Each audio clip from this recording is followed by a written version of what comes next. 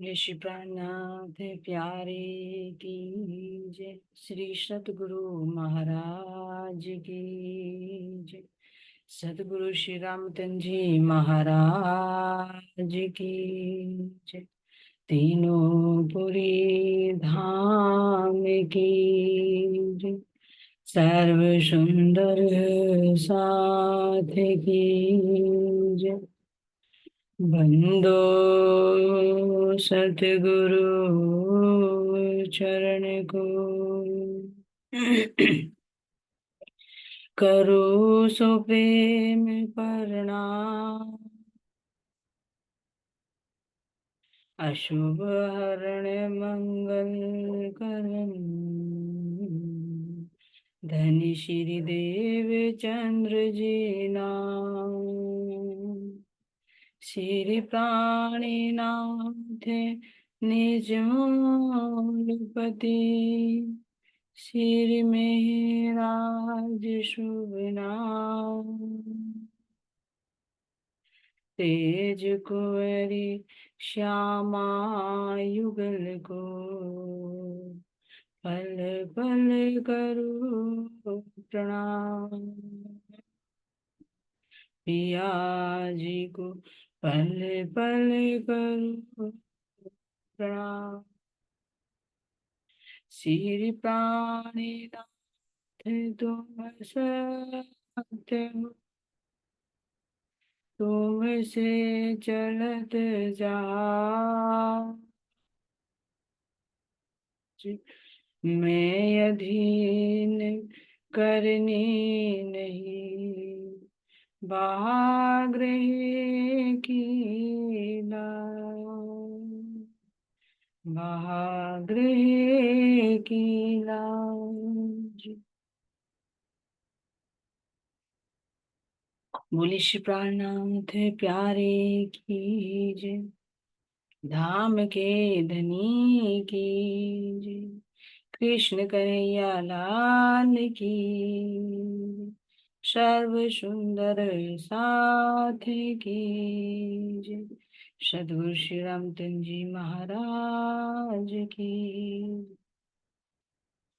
प्राणाधार प्यारे सुंदर साथ जी, आप सबके धाम हृदय में विराजित प्राण प्रियतम प्राण वल्लभ के नूरी चरणों में कोटि कोटि प्रेम प्रणाम जी।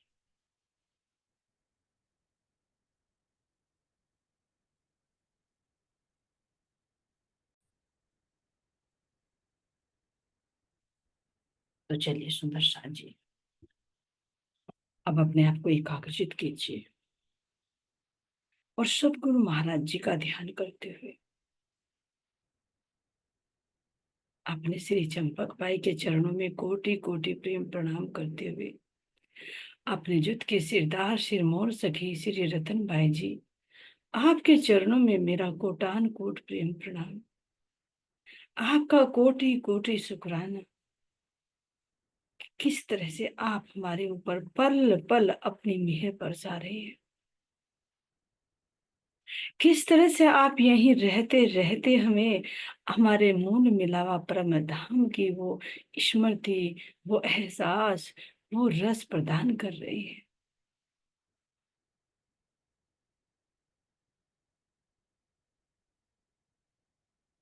किस प्रकार आप हम सबको यही जागृत करके मूल मिलावे का अनुभव करा रहे हैं। जो मेरी सिरदार सिरमौर सखी, जो धाम धनी को पहचान कर जो इंद्रावती जी के हृदय में साक्षात विराजमान है और आज भी गुम्मट जी की तलहटी में बैठे हुए धाम धनी से उस आनंद को प्राप्त कर रही है। ऐसी अपने में सभी आत्माओं के चरणों में प्रणाम करती हूँ। हे साथ जी, आप धनी को पहचान गए कि धाम धनी साक्षात इंद्रावती जी के अंदर विराजमान है। उनकी पहचान करके उन पर अपना तन मन धन सब कुछ वार दिया और उनसे एकाकार हो गए।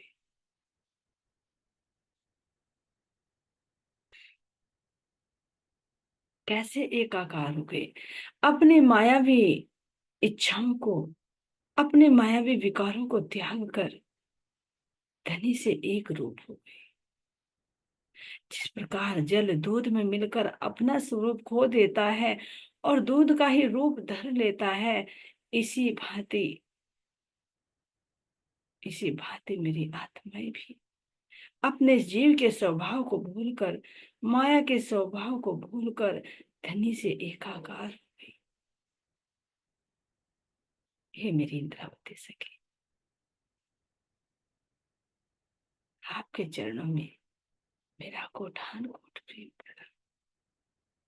इतना ही नहीं, आपके धाम हृदय में विराजित मेरी श्यामा जी, मेरी प्राण प्रियतम, मेरी सिरदार सिरमौर सखियां,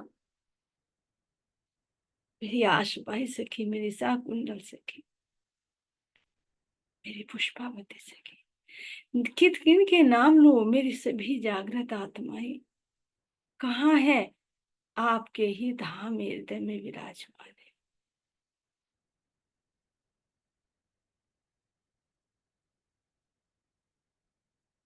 क्यों है गुम्मट जी की महिमा? गुम्मट जी में नहीं, वो गुम्मट जी में आप विराजमान हो और सब आत्माएं आपके हृदय में विराजमान। इसलिए गुम्मट जी की महिमा है। मैं अपने सभी आत्माओं के चरणों में प्रणाम करते हुए अब अपनी इंद्रावती जी के हृदय में ही जो परम धाम मेरे धनी ने बनाया है, उस परम धाम में प्रवेश करती हूँ। धनी कह रही है, ऊपर तले अर्श न कहिया, अर्श कहिया मोमिन कबू कलूब। ये बातें मोमिन समझेगी जिनके हक महबूब, जिनका महबूब, जिनके प्रियतम हक है, परमात्मा है, वो ही इस बात को समझेंगे। क्यों? क्या समझेंगे? कि ऊपर तले अर्श नहीं है, अर्श तो रूहों का हृदय है।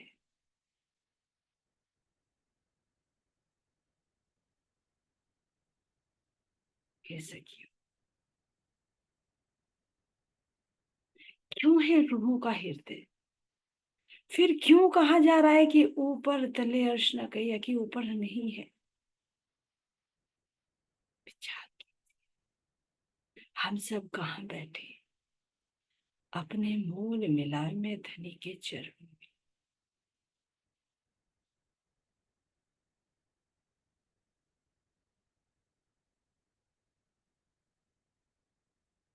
और ये सौपन कहाँ चल रहा है?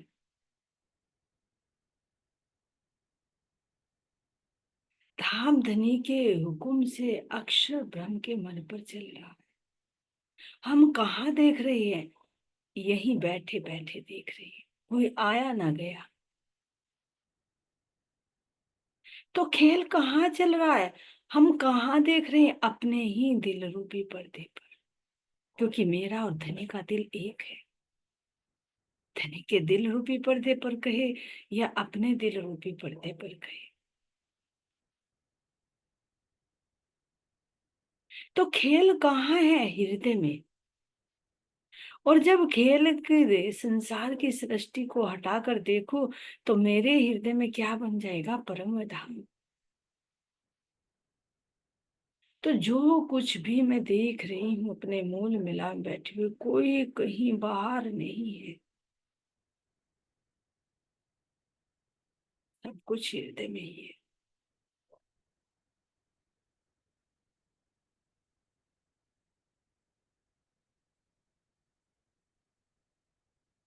महसूस की।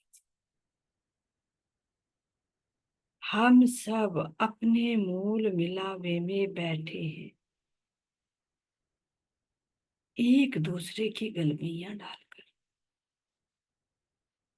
हम सब के बीच में मेरे प्राण प्रियतम, मेरे प्राण वल्लभ, आनंद अंग श्यामा जी को लेकर सुंदर कंचन रंग के झिल मिलाते हुए सिंहासन पर शोभायमान हो रहे।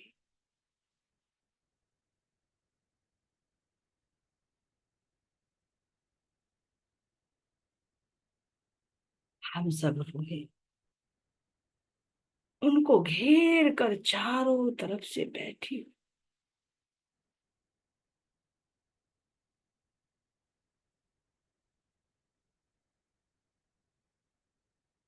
मैं अगर बात करूं, अपने सुंदर इस सिंहासन को देखूं, तो इनके एक एक डांडे में से 10-10 रंगों का प्रकाश कैसे झिलमिला रहा है।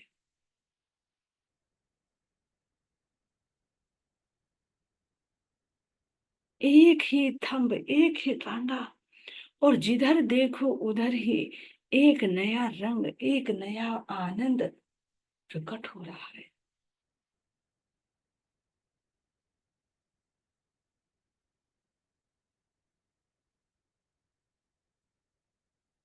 इस सुंदर कंचन रंग के सिंहासन को देखिए।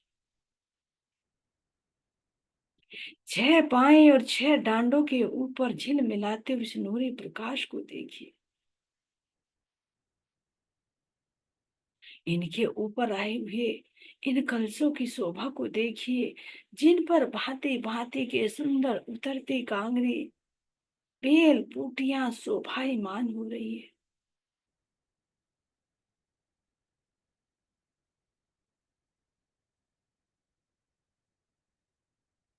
इसके ऊपर लहराती हुई ध्वजाओं को देखिए। इन ध्वजाओं के किनारे पर लगी हुई घुंघरी की इस मधुर मधुर आवाज को सुनिए। क्या आवाज! पिया पिया, धनी धनी, तू ही तू, कसम ही कसम।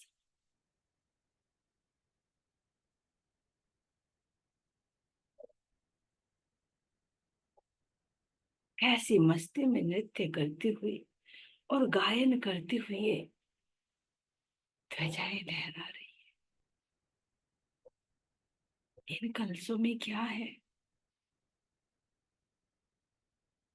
मेरे धनी के हृदय में जो 8 सागर लहरें ले रहे हैं, वो ही 8 सागरों का रस इन 8 कलशों के अंदर झिलमिला रहा है, झलक रहा है।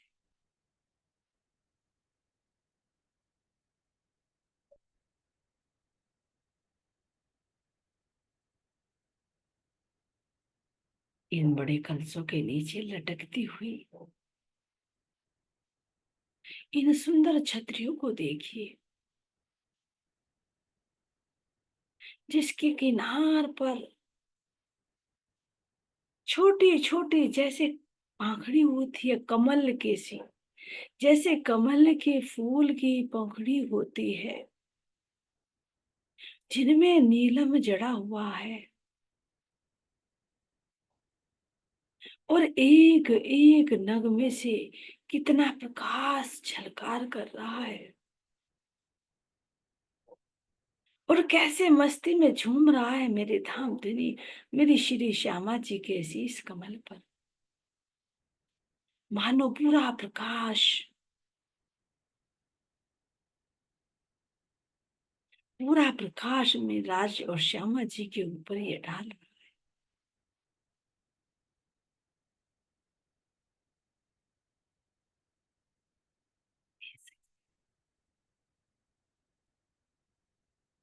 इससे निकलते हुए इस नीलवे के प्रकाश की शोभा को देखिए, इसकी लालिमा को देखिए, जिसके प्रकाश में मेरे धनी का रंग और सुंदर, जिसमें 4 चांद लग रहे हैं। एक तो मेरे धाम धनी के पाग की ही लालिमा, एक इस छतरी का प्रकाश, इस छतरी में से निकलता हुआ लाल प्रकाश और नीला प्रकाश जब मेरे धाम धनी के शीश कमल पर पड़ता है, तो एक नया ही अद्भुत आनंदित करने वाला नजारा दृष्टिगोचर होता है। ऐसे मेरी श्यामा जी के शीश कमल पर भी सुंदर छतरी कितनी शोभायमान हो रही है।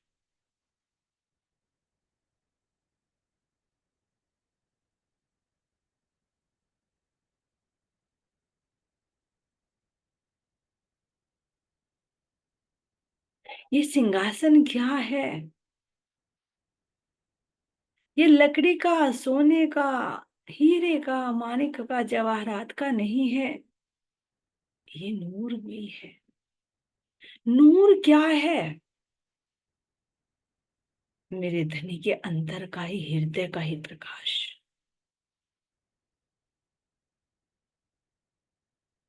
तो ये थंब मेरे धनी के अंतःकरण रूपी थंब है।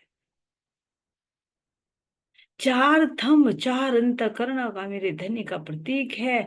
और चार थंब मेरी श्यामा जी के अंतःकरणों का प्रतीक है। और जो चित्त एक दूसरे से मिला हुआ, कि ये न्यारे नहीं है, एक है। तो इसीलिए मध्य का थंब एक एक घटाकर दोनों को एक दिखा दिया, जिससे छह पाई और छह डाले शोभायमान हो रहे।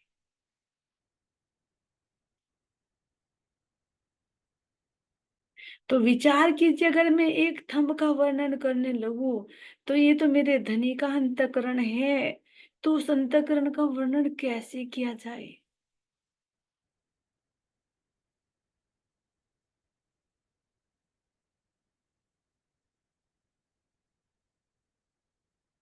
ये तो महाराज जी कह रहे, राज्य महाराज जी, मैं अपनी रूहों को शब्दों में लाकर वर्णन कर रहा हूं, नहीं तो शब्दों में वर्णन नहीं किया जा सकता। आखिर करे भी तो कौन करे? धनी के अलावा कोई कर ही नहीं सकता। विचार कीजिए, बहुत अंदर की गहराई से विचार कीजिए। धनी के इन अंतःकरण रूपी थंबों की शोभा का वर्णन धनी के अलावा कौन कर सकता है? श्यामा जी भी नहीं कर सकती। क्यों नहीं कर सकती? क्योंकि हृदय के आनंद स्वरूपा है, तो आनंद में डूबी रहती है। तो जो नख से सिख तक आनंद में डूबा हो, तो वो कैसे उसको आनंद को बाहर ज्ञान में प्रकट कर सकता है? इसी तरह से हम रूपे, हम भी आनंद में डूबे हुए थे, वर्णन नहीं कर सकते थे। लेकिन अगर अब कहे कि वर्णन कर पा रही है, तो हम सब फरामोशी में।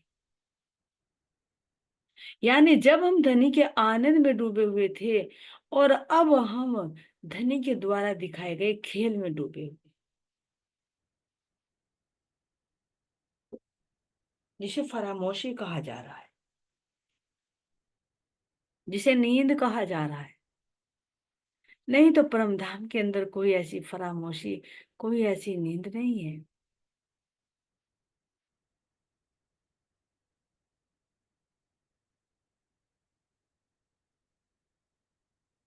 क्योंकि धनी की हिकमत है कि जिस चीज को रूहों को दिखाना चाहते हैं, उसमें डुबो देते हैं।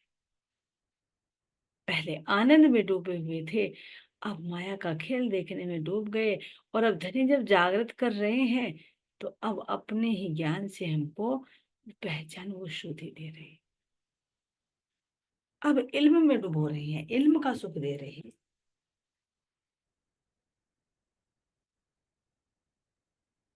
ये धनी के अलावा और कौन कर सकता है? कोई नहीं।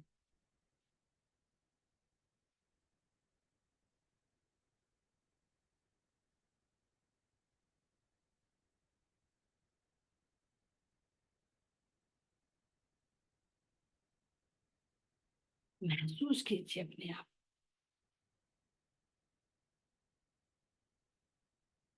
कि धनी किस प्रकार अपने हृदय के वे राज खोल खोल कर हमें दिखा रहे हैं, जिसको हम आज तक सिंहासन ही समझ रहे थे। वो तो मेरे धनी का अंतःकरण है, जिनको भी बाहर प्रकट कर रहे हैं, कि देखो मैं कैसे सिंहासन पर विराजमान।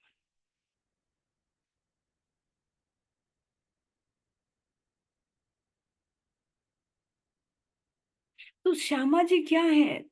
धनी के आनंद स्वरूपा, हृदय में उठने वाले आनंद की एक लहर। तो भला वो सिंहासन पर क्यों नहीं विराजमान होंगे?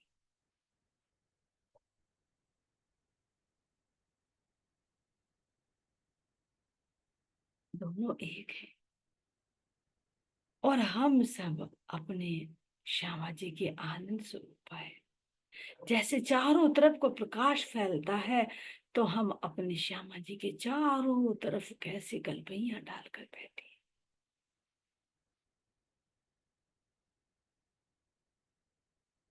एक तो नूरी सिंहासन का प्रकाश,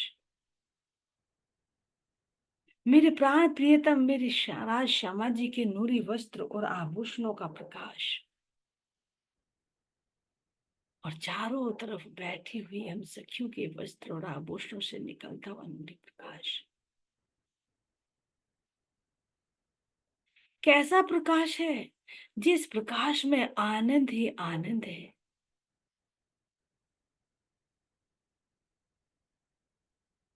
और ये सखियों देखो तो सही, हमारे चारों तरफ कितने सुंदर 64 थंब झिलमिला रहे हैं। यहाँ पर मोल मिला में अपने आप को खड़ा करके सुंदर शोभा को तो देखो, आत्म के चक्षुओं से तो देखो। भले ही पर आत्म मेरी फरामोशी में है, लेकिन इनमें धनी की हिकमत है, मेरे धनी की कृपा है कि आत्मा के माध्यम से हर प्रकार का आनंद धनी प्रदान कर रहे हैं।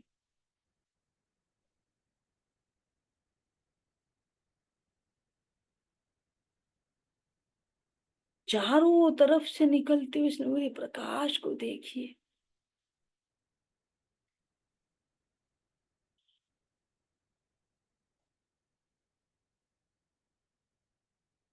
एक एक रंग जब निकलता है तो सामने वाले रंग से जब टकराता है, तो दोनों का प्रकाश कहाँ आकर मिलता है, मेरे धनी के सिंहासन पर।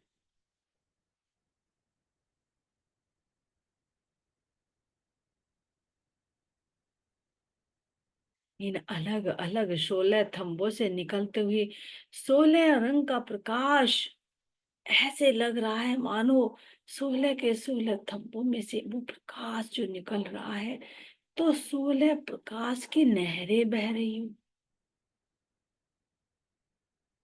और ये प्रकाश भी कैसा है, चेतन है, जड़ नहीं है। अटखेलियां करता है, लीलाएं करता है, मधुर मधुर ध्वनि से धनी का गुणगान गाता है।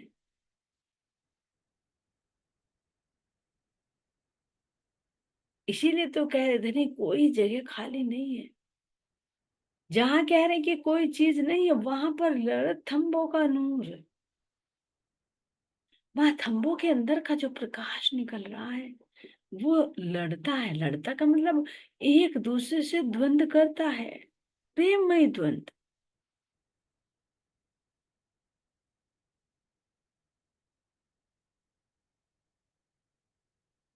कैसे द्वंद, पूर्व तरफ का दरवाजा कैसा है, हरे रंग का। पश्चिम का दरवाजा कैसा है, नीले रंग का।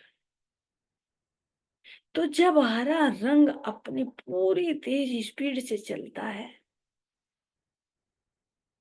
और उधर से नीला रंग आता है, तो दोनों जब टकराते हैं, तो धनी पर ही इनका प्रकाश पड़ता है।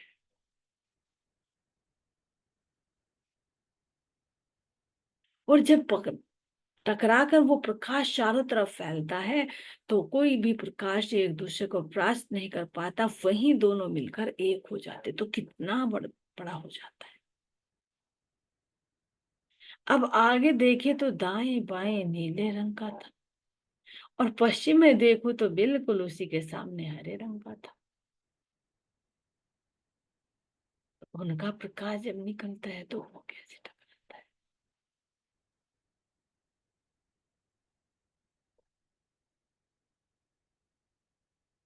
हरा रंग का प्रकाश तो सीधा जा रहा था, लेकिन जो नीला प्रकाश है वो वहां पर टकराता है धनी से, तो धनी से न टकरा कर वो नीले की तरफ को भागता है।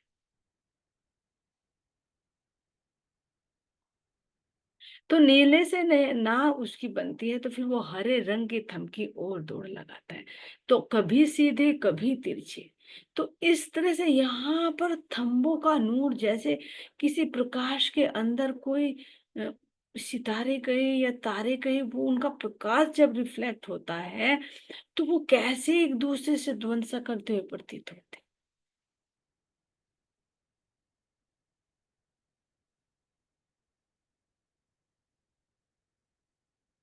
तो इस प्रकार हर एक थंब के रंग को देखिए, तो मूल मिलावा कितना सुंदर लग रहा है। इसमें नूर ही नूर आपस में लड़ रहा है, आपस में किरणाएं कर रहा है। नीचे गिलम का नूर तो ऊपर चंद्रमे का नूर, मध्य में मेरे सिंहासन मेरे धनी के श्रृंगार का नूर, तो चारों तरफ मेरे इन 64 थंबों का नूर।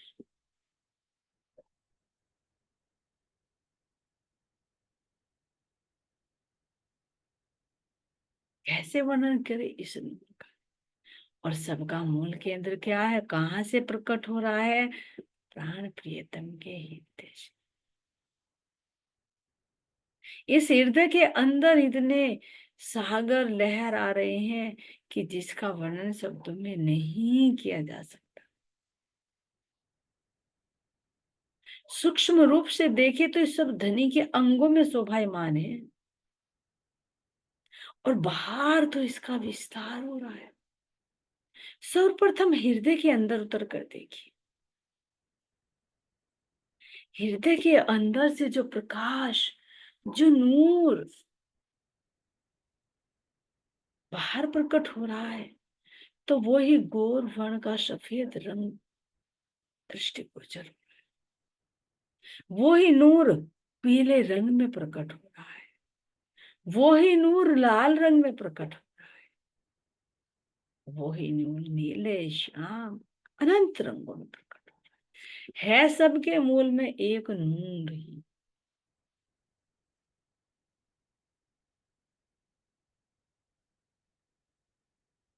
तो हृदय के अंदर से जो नूर निकल रहा है, और जहां उस नूर को जिस रंग की आवश्यकता होती है, वो उसी के अनुसार वहां पर शोभायमान हो रहा है।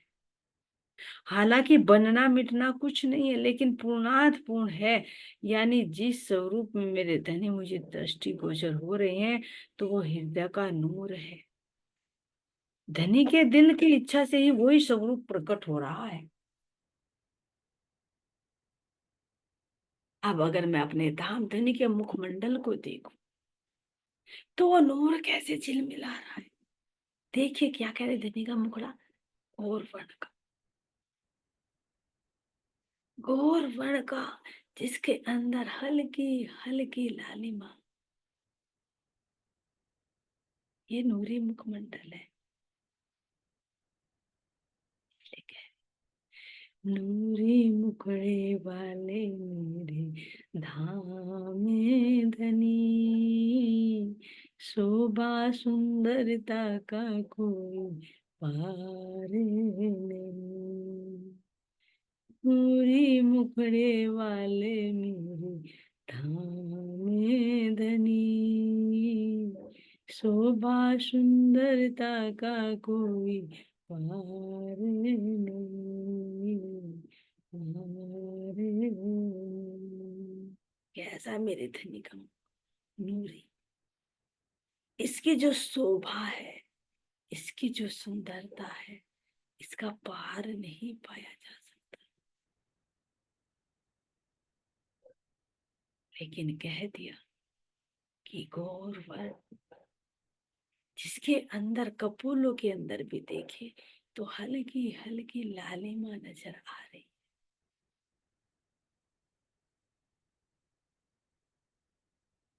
अथरों की शोभा को देखो तो कितने लालिमा लिए हुए हैं। इन अथरों के अंदर दंतावली को देखो तो वो ही नूर सफेद रंग में कैसे प्रकट हो रहा है।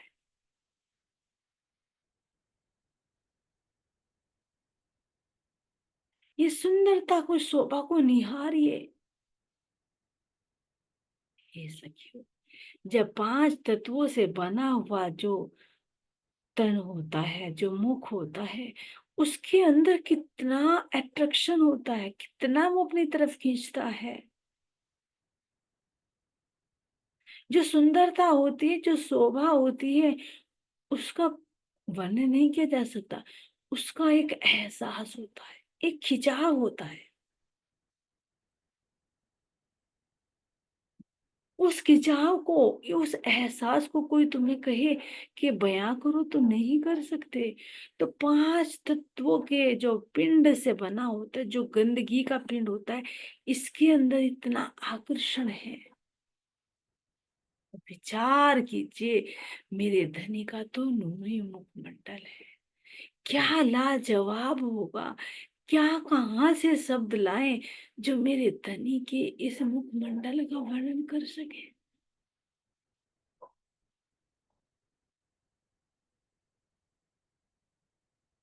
तो भला हम रूहें जब धनी को देखती रहती थी, तो उनके मुखमंडल से कैसे हमारी दृष्टि हटती। नहीं हट सकती।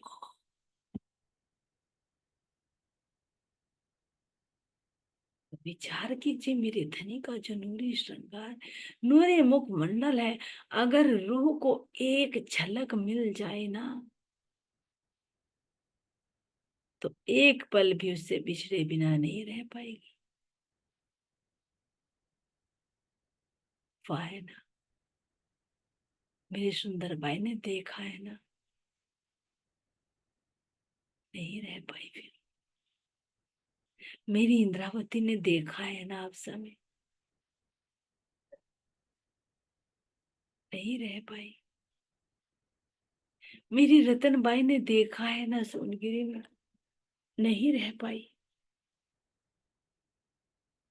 देखा है ना, मेरी पुष्पावती सखी ने नहीं रह पाई। जो देख लेगा उसी में ही समाहित हो जाएगा।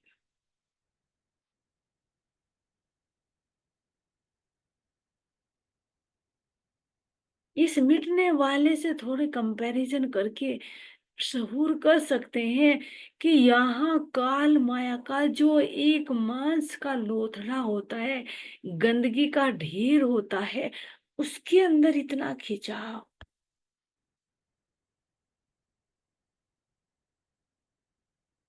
जिसको जीव भी, जिसको मन भी, जिसको नेत्र भी चाहते हैं कि मैं पल पल देखती रहूं, एक पल भी दृष्टि ना हटाऊं।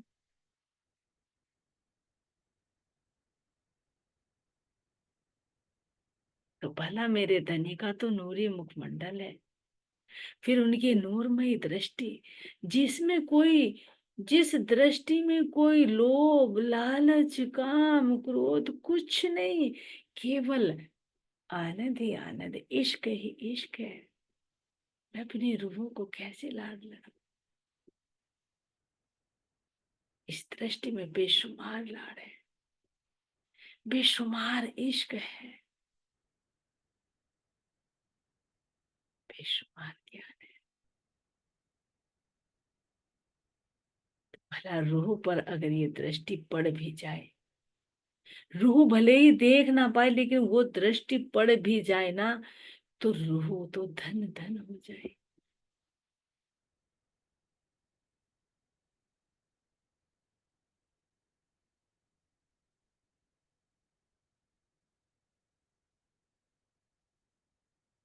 वे पलकों का उठाना, वो पलकों का गिराना, वो काली काली भयों से अपनी रूहों को इशारा करना,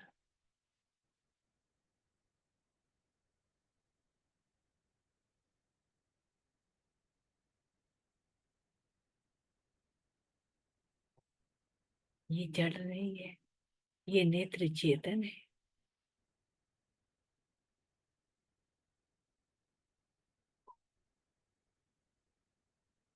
इन दोनों के मध्य में आई हुई सुंदर नाशिका, दोनों भुयों के बीच में लगा हुआ सुंदर तिलक,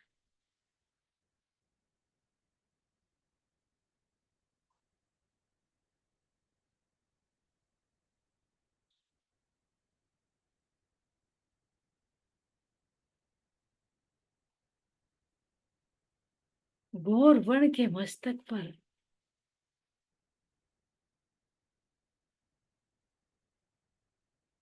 लाल रंग का सुंदर टीका, कैसे अपने नूरी प्रकाश को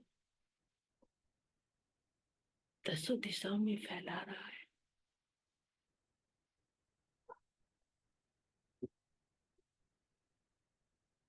और ये नासिका पर आई हुई सुंदर रेखा, जिसके चारों तरफ छोटी छोटी बिंदियां, किस प्रकार धनी की इस नासिका में सुंदर चाल चांद लगा रही है। धनी की इस नासिका की बनावट तो देखिए। धनी कह रही है कैसी है ये, सिंघाड़े की भांति, ऊपर से चोंचदार और दोनों तरफ के फैले हुए नथुने, और इस नासिका में लटकती हुई सुंदर भीषण,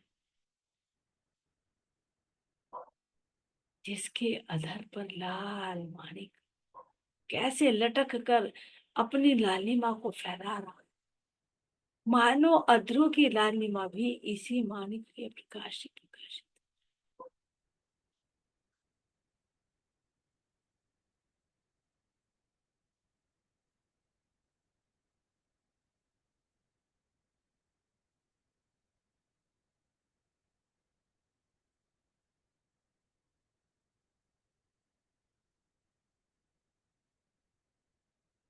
अधरों की लालिमा को देखिए, और कपोलों पर अगर मैं एक हल्का सा हाथ लगाऊं तो कैसे कितनी देर तक मेरे धनी के कपोल हिलते हुए नृत्य करते हैं, मानो हंस हंस कर अपनी सुंदर आभा हमें लुटा रहे हैं। और जब कपोल नृत्य करते हैं तो उन कानों में पहने हुए आभूषण